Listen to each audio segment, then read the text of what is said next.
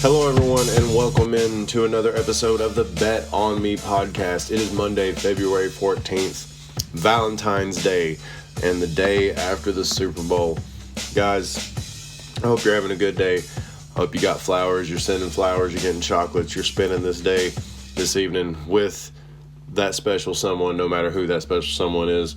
Or if it's with yourself, hey, some people, they do that, so, do you. Anyway, let's go ahead and talk about the Super Bowl last night. The big game, as we all know, let's just go ahead and get it out there. I called the Rams winning by -2. You can go ahead and mark that up to the tally of things that I was right about this past year in the NFL season. Add that up with all the anytime touchdowns. Anytime touchdowns, you say? That's right. I got 2 more of those last night. We got Cooper Kupp and we got Odell getting one before he got injured and was put out of the game. I believe that was a quad or something. I'm not really sure. Some kind of leg, knee. I really wasn't paying attention because during the Super Bowl, you're watching the game, you're in and out of conversation, you're eating guacamole. So much guac. So there's a stat somewhere that I was told that there's so much guacamole eaten or bought during the Super Bowl that it could feel like 12 feet high in the stadium or something like that. It's a crazy stat out there. I know, right? These stats out here that people give during the Super Bowl are about like the over-under on Snoop Dogg smoking a blunt on stage, which we'll get to all that here in a little bit. But we're going to go ahead and jump in to the game here last night. 23-20. Oh, man. 23-20 LA over the Cincinnati Bengals. The fact that the Cincinnati Bengals were even in the Super Bowl is just, it's electrifying, as The Rock would say. And why The Rock was there, I don't know. That was a little bit confusing to a lot of people. There's actually a headline today on some website article asking what was The Rock doing at the Super Bowl. People were confused. I don't know. It didn't bother me, but anyway, it was an electrifying game nonetheless. You had Joe Burrow out there doing what he could, even though he got sacked. I believe he got sacked 7 times. Yes, 7 times Joe got sacked. I remember that one that happened toward the end of the game, or I believe it was toward the end of the third quarter or the fourth. I can't remember. All I know it was Von Miller coming in and just went right through the middle of his line. Their O-line is just terrible. The Bengals O-line is awful. And I don't care to say that on the podcast out here for everyone to hear, because if you watched that game last night, then you would know that their offensive line is terrible. He got sacked 7 times in the Super Bowl, guys.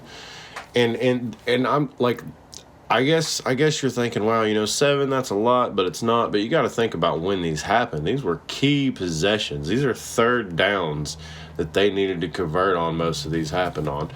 And it's unacceptable, really, when you make it to the Super Bowl. I hate to say it, but I feel like the Bengals got there on, kind of luck. And, Kansas City, everybody thinks, I think you crowned Patrick Mahomes a little bit too early. I think that team just kind of got lucky, and Patrick was just out there doing stuff, and now it's kind of where that's not working for him anymore. So he's going to have to actually learn the game a little bit more and become more of a student, which I think Joe can do as well, but you can't do any of that with an offensive line. The year Mahomes won it, he had an immaculate defense. He had an immaculate O-line. I mean, we don't have to name his receivers. You get, the whole point of that is Mahomes isn't terrible. It's just you can see the decline of Mahomes because of the decline of the teammates around him.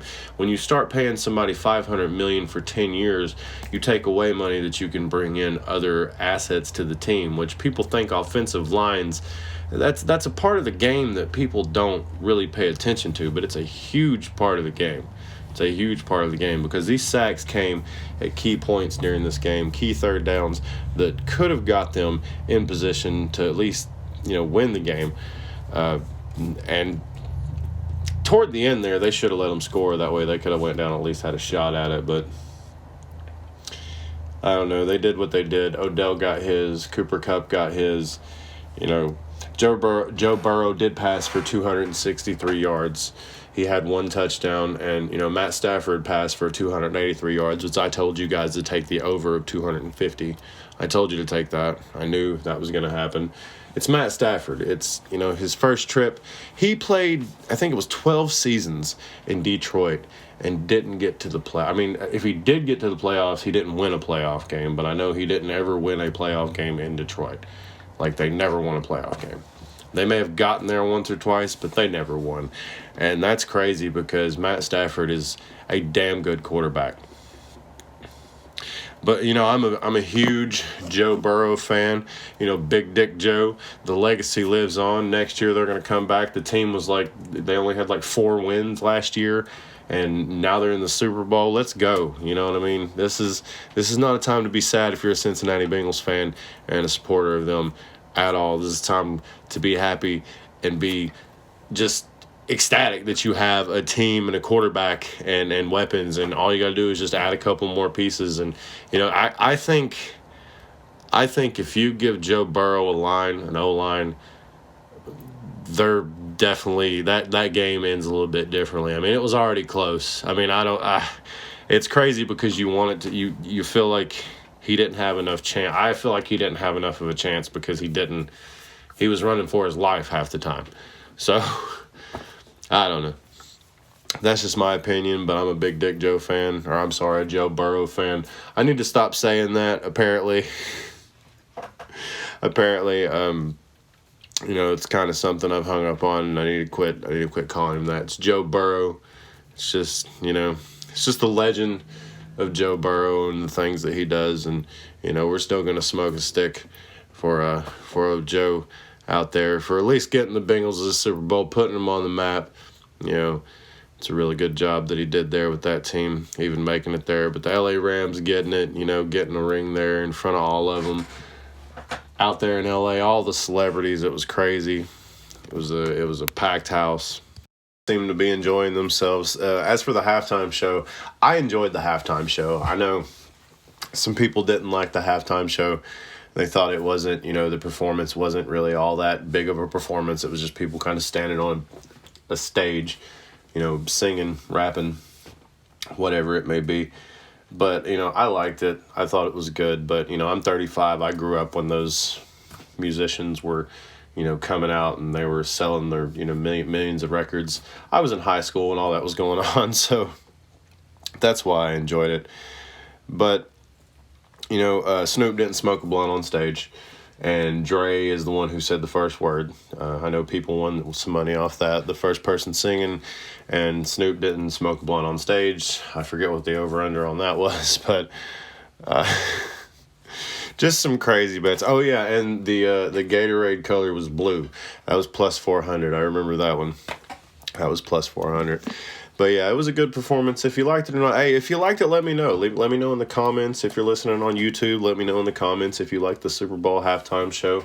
Let me know on social media. You know, send me a message at BetOnMePod on Twitter and at the Bet On Me Podcast on Instagram. You know, send me a message, at me, whatever. Leave a message in the comments, whatever it is. Email me at the Bet On Me Podcast at gmail.com. You can email me if you want to directly to the podcast here, and let me know what you thought about it. I would love to know your thoughts on the Super Bowl halftime show, just to see what people really thought about it out there. Anyway, we got some games tonight. We got a couple that we just doing some hockey tonight. Got a little parlay I got thrown together. I got the San Jose Sharks at home against the Edmonton Oilers. I'm going to take the San Jose Sharks plus 1.5. I just think they keep up with Edmonton. Edmonton might get it, but I don't think they're going to beat them by more than 2 pucks. I'm going to take the Toronto Maple Leafs and Seattle Kraken. Seattle Kraken is at home. I'm going to go over 6 goals there because Seattle usually smacks a couple in. Seattle usually smacks a couple in at home. So I think the Maple Leafs might get the win there. I'm not really sure, but I think they both score some goals in that game. And also the Detroit Red Wings at the Minnesota Wild. I don't know. I just feel like Detroit, for some reason tonight, keeps up with them. I'm taking Detroit plus a puck and a half.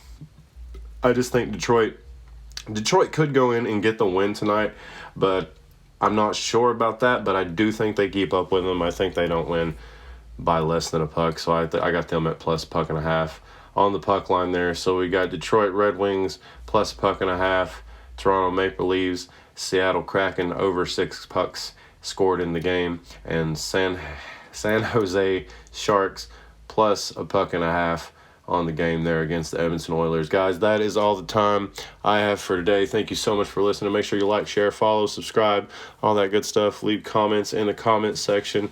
Let me know if there's anything you would like to talk about, any questions, comments, or concerns. Tell us at the email at betonmepodcast@gmail.com. Guys, thank you so much for listening to the podcast. Have a great night, and remember, let's go out there and let's make some damn money. And happy Valentine's Day, everybody. All right, let's have a good night. Let's all be nice to each other. Let's spread love and encouragement. How about this? Let's go out there and spread some damn money on some bets. How about that? All right. You guys have a good night.